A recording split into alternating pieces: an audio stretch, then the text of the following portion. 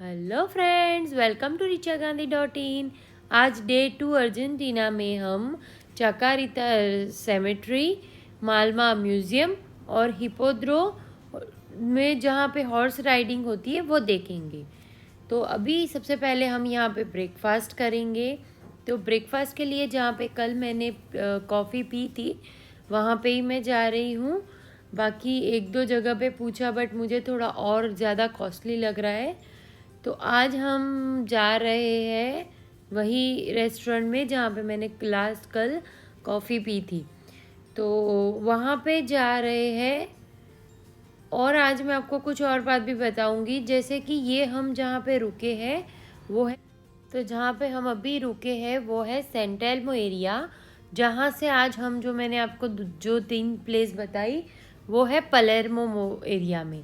ये सेंटेल्मो एरिया मुझे ऐसा लग रहा है कि जब ये सिटी बना होगा तब का होगा, क्योंकि इसके रोड्स वगैरह बहुत कम स्पेस वाले हैं। अकॉर्डिंग टू पलेर्मो में स्पेस बहुत है, 4 लेन 6 लेन के रास्ते हैं, प्लस वहाँ पे आसपास में और भी देखने के लिए बहुत कुछ है, बट स्पेसियस ज़्यादा है। कनेक्टिविटी आपको हर जगह पे मिल जाएगी, बट वो पलेर्मो जो एरिया है वो मुझे लग रहा है थोड़ा ज़्यादा ही पॉस एरिया है। और ये सेंटेल्मो ऐसा है कि ये भी पॉस एरिया है, बट यहाँ पे पुराना सिटी टाइप वाइब्स आती है मुझे। और आप यहाँ पे देखोगे तो स्ट्रीट पे हर जगह पे आपको ब्लैक ब्लॉक्स दिखेंगे। तो ये ब्लैक ब्लॉक्स इसलिए है कि लोग गाड़ियाँ फुटपाथ वगैरह पे चढ़ा ना दे, मतलब ऐसे ड्राइविंग हो। और यहाँ पे हर लेन में एक ही लेन चलती है, एक डायरेक्शन में ही कार जाती है, दूसरी डायरेक्शन में नहीं जाती है। अगर आपको वो डायरेक्शन में आना है तो पूरा स्क्वायर घूम के आना पड़ता है। अदरवाइज आप यहाँ पे भी अच्छा है, वहाँ पे भी अच्छा है, पलेर्मो एरिया भी अच्छा है। कॉस्ट वाइज मुझे बहुत फ़र्क नहीं लग रहा, बट लुक वाइज फ़र्क है। ये पूरा आर्किटेक्चर पुराना है, ये जो सेंटेल्मो एरिया है वहाँ पे। और बाकी देखते हैं आज और क्या क्या करते हैं।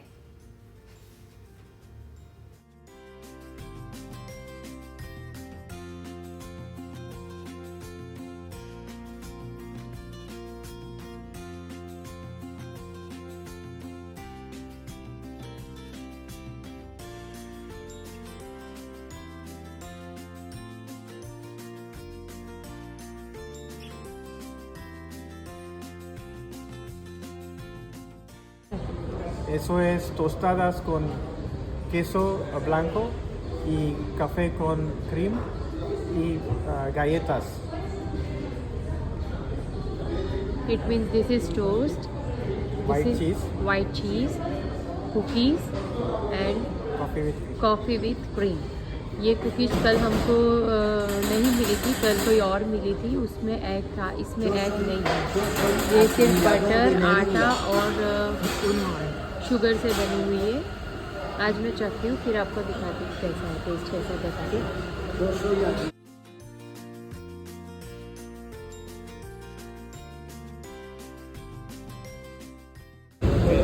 ब्रेकफास्ट हो गया है डन, और हम ऐसे ही निकले थे तो हमें यहाँ पे स्ट्रीट पे कुछ कुछ लोगों का स्टॉल दिख गया। ये स्टॉल में वो लोग हैंडमेड चीज़ें सारे बेच रहे थे, और ये अलग अलग मटेरियल से बना रहे थे। कोई वुड वाला था, कोई बाम्बू का था, या कोई किसी और मटेरियल से, अलग अलग वुड्स मतलब यूज़ करते। एक तो कोकोनट वाला था जिसमें उन्होंने नीचे स्टैंड लगा लिया था, जो आपको पिक में दिख रहा होगा। तो बस इसी तरह से यहाँ पे स्पेशलिटी थी, कुछ 2-3 हमको दिख गए, वहाँ पे हमने देखा। तो अभी हमने वो थोड़ा मार्केट देखा, उसके बाद हम क्लारो का जो सीम लेना था हम वो लेने निकल गए। तो यहाँ पे क्लारो की शॉप थी जहाँ पे मैंने कॉफ़ी पी थी, तो वहाँ उसी के सामने वो सीम का शॉप था, तो वहाँ पे चले गए। वहाँ पे जाके पहले आपको टिकट लेना है, और टिकट लेने के बाद आपका नंबर आएगा। जैसे मेरे टिकट पे T17 लिखा है, वैसे जो स्क्रीन पे T17 आएगा तो वो काउंटर पे आपको पहुँचना है। वो टिकट फ्री होता है, और वो टिकट कैसे लेना है वो आपको गार्ड, सिक्योरिटी गार्ड है, वो हेल्प कर देते हैं। उसका आपको ध्यान रखना है। और बहुत आसानी से सिम मिल जाता है, बस आपका पासपोर्ट आपको लगेगा सिम लेने के लिए। और मुझे यहाँ पे सिम पड़ा था 21,000 पैसे। फाइनली मुझे सिम मिल गई है। यहाँ क्लारो का एक शॉप है, वहाँ से मैंने सिम ली है। आपको अंदर जाना है तो एक टोकन देते हैं, वो सब आपको सिक्योरिटी गार्ड हेल्प कर देंगे। और यहाँ से मैंने क्लारो का ये चीप सिम लिया है, जो मैंने डाल दिया है मेरे फ़ोन में। चीप टूरिस्टा बोलते हैं इसको। और आपको हो सके तो शॉप में से चिप नहीं लेनी है, क्योंकि वहाँ पे सिम का चार्ज लगा आपको चिप का। पर मुझे यहाँ पे चिप का कुछ चार्ज नहीं लगा, और मैंने यहाँ से एक सिम लिया और एक मैंने कल लेके रखा था, एक्टिव आज करवाया। तो यहाँ से लेने पे उन्होंने मुझे चार्ज भी नहीं लगा, और 21,000 पैसों में उन्होंने मुझे 2 सिम का एक्टिवेट करके दिया। पर इसमें सिर्फ आपको व्हाट्सएप कॉल ही होगा, नॉर्मल कॉल्स नहीं होगा। अगर आपको वो करवाना है तो उसके लिए चार्ज लगेगा। अदरवाइज़ 30 डेज़ में 25 GB का आपको डेटा रिचार्ज मिल जाएगा। मतलब ऑनलाइन आप कुछ भी कर सकते हो, और साथ ही में व्हाट्सएप कॉल यहाँ पे फ्री रहता है। तो आपको ये क्लारो का जो शॉप है उसका ध्यान रखना है, ये इजीली आपको मिल जाएगा। और ये है एवेन्यू दे मायो करके जो स्ट्रीट है, वहाँ पे आपको मिल जाएगा। ये उसका एक नंबर भी है 878 एवेन्यू दे मायो करके। तो आप यहाँ पे आके ये सिम कलेक्ट कर सकते हो। यहाँ सिर्फ आपकी पासपोर्ट डिटेल लेंगे वो लोग, और आपको यहाँ पे सिम मिल जाएगा। बहुत ही ईजी है, बट कैश नहीं चलेगा। तो या तो आप वहाँ से इंडियन रिचार्ज करके आओ, या तो फिर यहाँ पे आके आप कार्ड से ही करोगे। वो लोग कैश पेमेंट पे रिचार्ज वगैरह करके नहीं देंगे। तो इतना आपको ध्यान रखना है कि आपको यहाँ पे आके कोई भी कार्ड यूज़ करना पड़ेगा। अदरवाइज़ आप इंडिया में जो आपका सिम है उसमें रिचार्ज करके आओ। बट हमने कंपेयर किया है तो यहाँ से सिम लेने पे हमको बहुत सस्ता पड़ा है अकॉर्डिंग टू इंडिया से, अगर हम इंटरनेशनल रिचार्ज करवाते तो। अभी हम चकारित्रा सिमेट्री में पहुंच गए हैं। सिमेट्री का मतलब है कब्रिस्तान। यहाँ पे मैंने जो एक्सप्लोर किया है, पूरा तो नहीं कर पाए, बहुत बड़ा था, मैं थक भी गई। पर जितना मैंने एक्सप्लोर किया उसमें मैंने एवरेज देखा कि 2019 से 22 के बीच में, मतलब अकॉर्डिंग टू कोरोना के अराउंड में, बहुत बच्चे, छोटे छोटे बच्चे, 5 दिन 7 दिन सेम डे वाले बहुत बच्चे मर गए थे। वो एक मुझे थोड़ा ज़्यादा लगा देख करके। और बाकी फिर मैंने एक और चीज़ यहाँ पे देखी कि यहाँ पे पूरी फैमिली की एक होती है कब्र, जैसे अभी आप ये वीडियो में देख रहे हो। तो ये एक कब्र है, इसमें उनके फैमिली के सारे लोगों को दफन किया जाता है। ये मुझे कुछ अलग और नया लगा, जो अब तक मैंने नहीं देखा हो। फिर एक ये बहुत बड़ा बिल्डिंग था, जिसमें जो आर्किटेक्चर था, जिसने यह अर्जेंटीना में बहुत ही अच्छी वाली बिल्डिंग बनाई थी, उसके नाम पे वो बना था।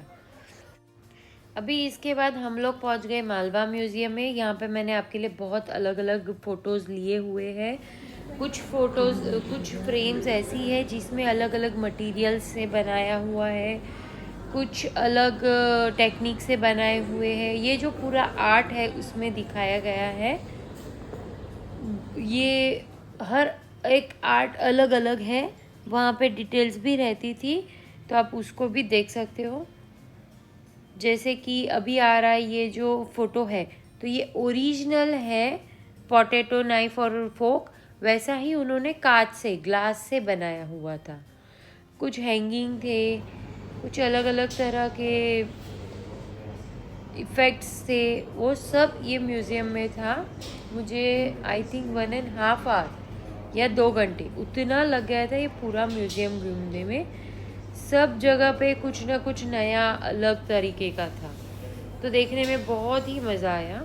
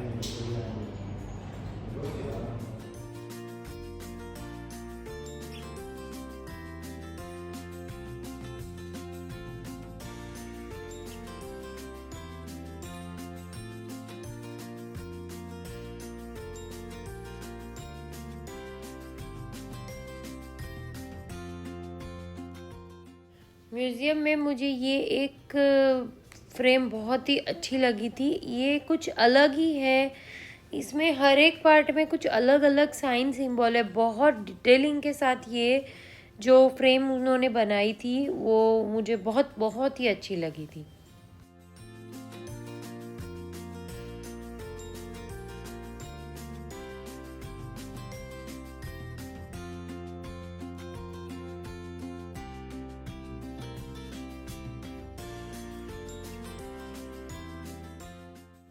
ये जो स्टैचू आप देख रहे हो इसके पीछे एक बड़ी स्टोरी है कि आदिवासी का एक जगह था जहाँ पे आदिवासी लोग रहते थे और एक देवी वहाँ पे प्रकट हुई थी। उसके सिर पे जो है वो मुकुट नहीं है, उसका बेबी है। और वो देवी, वो दोनों बाहर आए थे और उन्होंने जो आदिवासी लोगों को थोड़ा बहुत ज्ञान दिया था और समझाया था। और उनको समझाने के बाद वो वापस से वही पानी में समा गई थी। ये एक स्टोरी है जो हमने कल सुनी थी और कुछ कुछ पढ़ा भी था। म्यूज़ियम देखने के बाद हम लोग हिपोड्रोमो करके जो हॉर्स रेसिंग था वहाँ पे आ गए हैं। अभी यहाँ पे फ्री में हॉर्स रेसिंग देखने को मिलती है और अगर आप चाहो तो आप बैटिंग भी कर सकते हो, ऐसा मैंने पढ़ा था उधर। बाकी बहुत ज़्यादा मैंने डिटेल नहीं की, बट सिर्फ वहाँ पे जाके देख के एंजॉय करके आई हूँ मैं।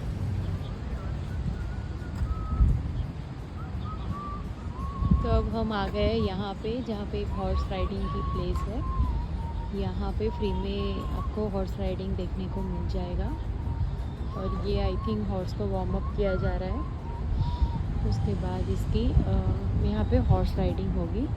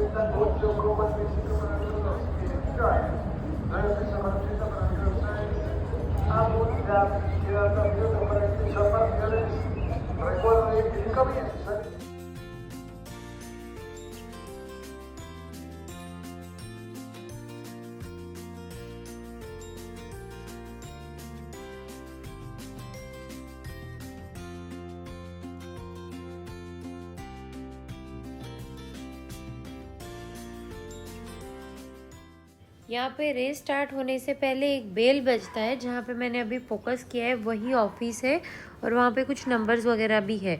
तो वो लोग उस हिसाब से जितना घोड़ पे बैटिंग लगती है उस हिसाब से सेट करते हैं और एक बेल बजती है, उसके बाद रेसिंग स्टार्ट होती है।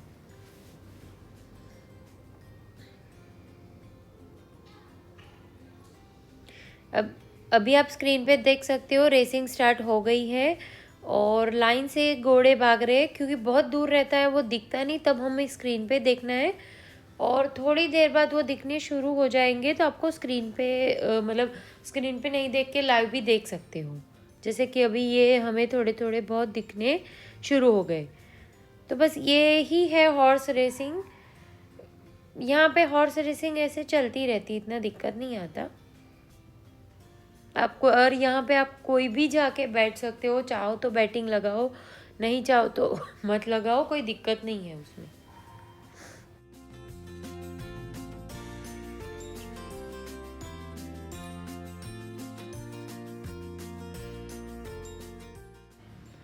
तो अभी हमारा हॉर्स रेसिंग ख़त्म हो गया है और मैंने 130 नंबर की बस पकड़ी है। पलेरमो से मैं सेंट्रल में जा रही हूँ और यहाँ पे सूबे कार्ड कैसे इस्तेमाल करते हैं इसका मैंने छोटा शॉट लिया है। आपको चढ़ना है बस में और ड्राइवर को जगह का नाम बोलना है और वहाँ पे वो सूबे कार्ड को टैप करना है तो आपका हो गया। फिर उतरने के बाद आपको वॉकिंग पे बहुत नज़दीक मिल जाएगी जगह। वहाँ पे मुझे एक सुपरमार्केट दिखा था, तो मैं थोड़ा बहुत उधर भी देखने गई थी क्या मिल रहा है करके। तो पानी में यहाँ पे सीन गैस और कॉर्न गैस, मतलब सीन गैस मतलब कि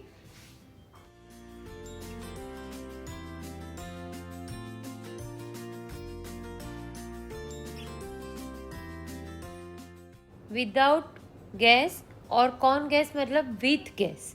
तो यहाँ पे लोग सीन गैस और कॉर्न गैस दोनों ही यूज़ करते हैं। तो जब भी आप पानी का बॉटल अगर परचेस कर रहे हो तो उतना आपको अच्छे से पढ़ना है। और यहाँ पे प्राइस प्लस माइनस बहुत ही होते रहते हैं, तो कुछ इतना बता नहीं सकते प्राइस का। तो उस हिसाब से आपको उतना एक्सप्लोर खुद से ही करना पड़ेगा। पर यहाँ पे सुपरमार्केट बहुत मिल जाते हैं, तो आपको दिक्कत नहीं आएगा। फ्रूट है, अगर आपका वेजिटेरियन डाइट है तो आपका फ्रूट है और मिल्क है, वो बहुत आसानी से मिल जाएगा, आपको दिक्कत नहीं आएगी। डे 2 का एंड और फाइनल डिनर। अभी यहाँ पे मैंने रेडी टू ईट पैकेट लाए थे जिसमें डिहाइड्रेटेड फूड रहते हैं, और ये है इजी टू ईस्ट कंपनी का पैकेट है ये। तो इसको बनाना बहुत आसान है। आपको सिर्फ वो जो फूड है उसको लेना है, और उसमें मैंने जो छोटे वाले कप लिए उतने 2 कप गर्म पानी डालना है। तो केटल वगैरह तो होटल्स में मिल ही जाते हैं, तो इतना दिक्कत वो भी नहीं आता। उसको पानी डालो 2 कप जितना, उसमें मतलब मेजरमेंट वगैरह सब लिखा हुआ रहता है, तो आप वो पढ़ सकते हो। इतना बहुत ही आसान है वो। और फिर उसको ढक्कन से ढक दो, तो आपका सब्जी 2 मिनट में रेडी हो जाएगा। बस आपको सिर्फ इसमें पानी मेजरमेंट से डालना है, उतना ही आपको अच्छे से ध्यान रखना है। अगर ज़्यादा पानी डाल दिया तो फिर वो बहुत लिक्विडी हो जाएगी, तो आपको अच्छा नहीं लगेगा। पर थोड़ा कम पानी रहा तो आप थोड़ा ऊपर से डाल के उसकी कंसिस्टेंसी एडजस्ट कर सकते हो। तो उतना आप थोड़ा ध्यान रखोगे। और मेरे को माइक्रोवेव भी मिला है, और घर से मैं वो भाकरी लाई थी जो मतलब जो हम सब्जी के साथ खा सके, तो वो मुझे प्लेट में रखना है और उसको माइक्रोवेव में रख के 1 मिनट के लिए उसको गर्म करना है। इतना करने के बाद हमारा डिनर रेडी हो जाएगा।